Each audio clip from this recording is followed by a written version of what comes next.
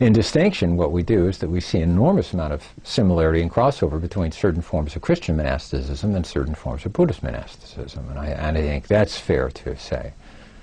When we're looking at medieval Christian monks, for example, or we're looking at modern Trappist monks or monks of other contemplative orders, there is an almost immediate visceral recognition between Buddhist monks of contemplative orders and those Christian monks of contemplative orders, Thomas Merton being the most classic example of that.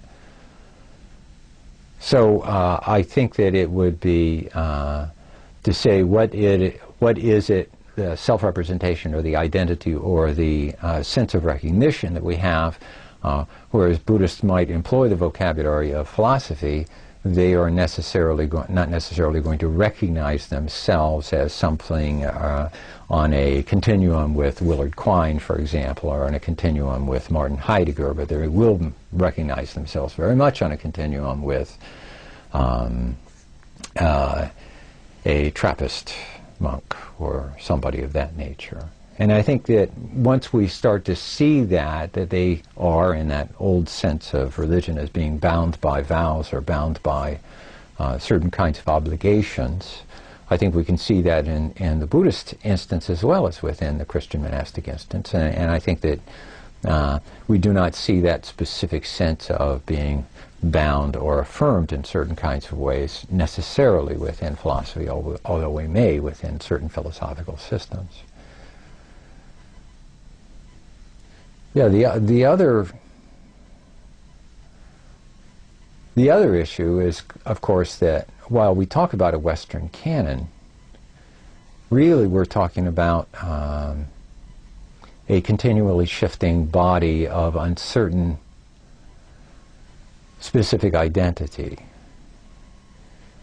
And while anyone who goes into philosophy must read Plato and Aristotle and certain other essential writings, I don't think that there is necessarily going to be the kind of affirmation that you find within the idea of what passes under the word of the Buddha, what passes as Buddhist scripture, for example. It's unlikely that you will find philosophers, for example, inscribing as King Mindon in Thailand did in the late 19th century, with 729 slabs of scripture as a consequence of the recitation of the fifth recitation of the Buddhist scripture according to the Burmese reckoning. Oh, excuse me, that not in Thailand, King Mindon of Burma.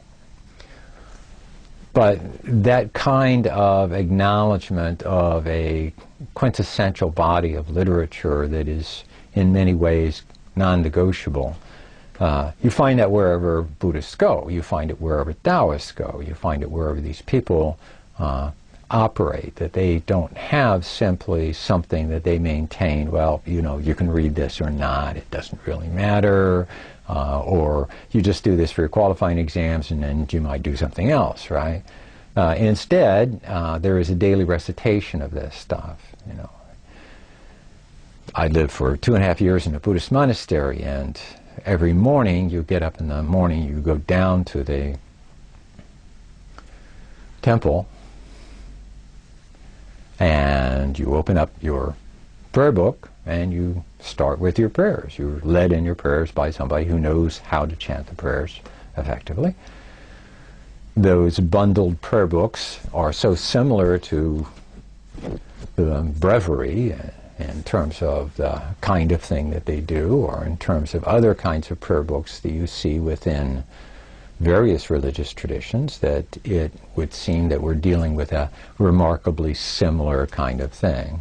Right?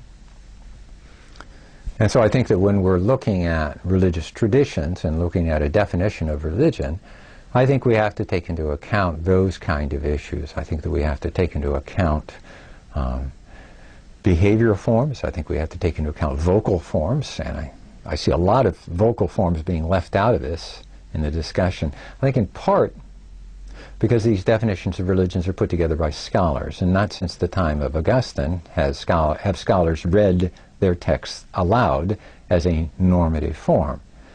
I think that, and we don't read them aloud together. We do not chant our materials together, right?